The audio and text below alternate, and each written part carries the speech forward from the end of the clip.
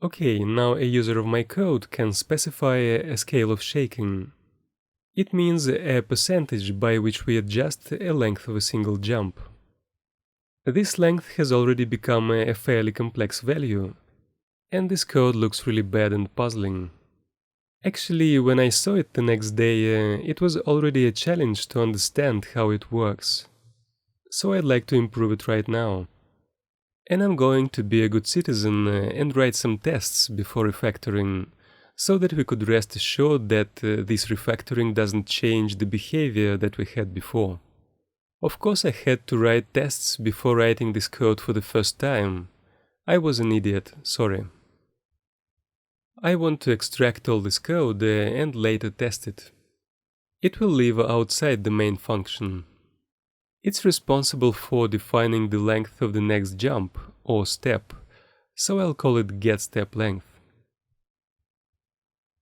And I think this variable should be renamed to something like stepLength. This function needs two pieces of data to do its job: a width of a text and a scale of shaking, possibly specified by a user. I'll pass the entire options object. I think it will be better for readability. The function itself will for now contain the same grepy calculation.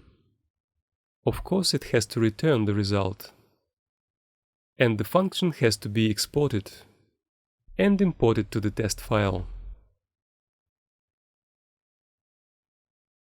For now, testing will be as primitive as possible and will not involve any fashionable tools. Just a plain JavaScript, which will call my function and write warnings to console in case of unexpected return values. Now I'll just call my function with a single imaginary number, which is supposed to be a text width. I hope this argument will be enough to run a function without errors, and console log the result. Boom, cannot use the import statement outside the module. That's because my Node.js, which is version 14 by the way, doesn't treat JavaScript files as ES modules by default.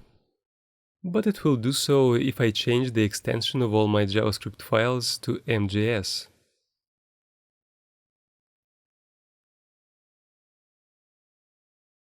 Good, now we have a console output.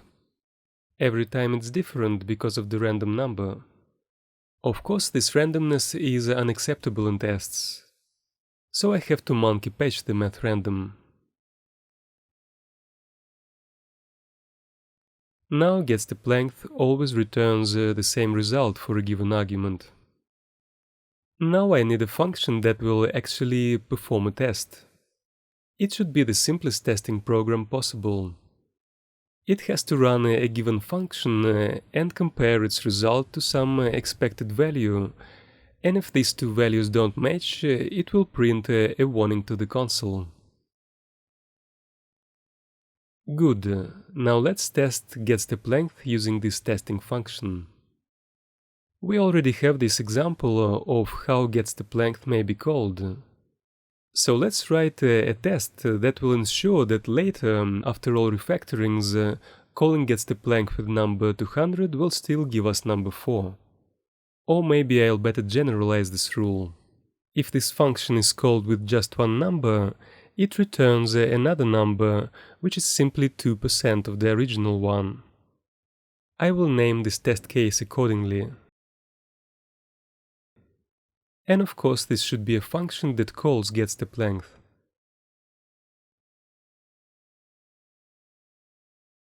Now there is no output in the console because the test was passed. I'll make some silly change to getStepLength to make sure that my test really notifies me about unexpected values. Good, now the test is broken. I'll add a couple more test cases. Of course, I need a case when a scale of shaking option is specified.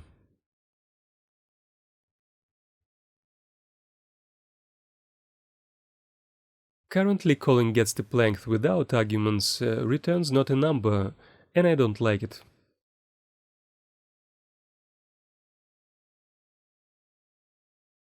It will be nice to provide a default width here. I'll run it and update the expected return value.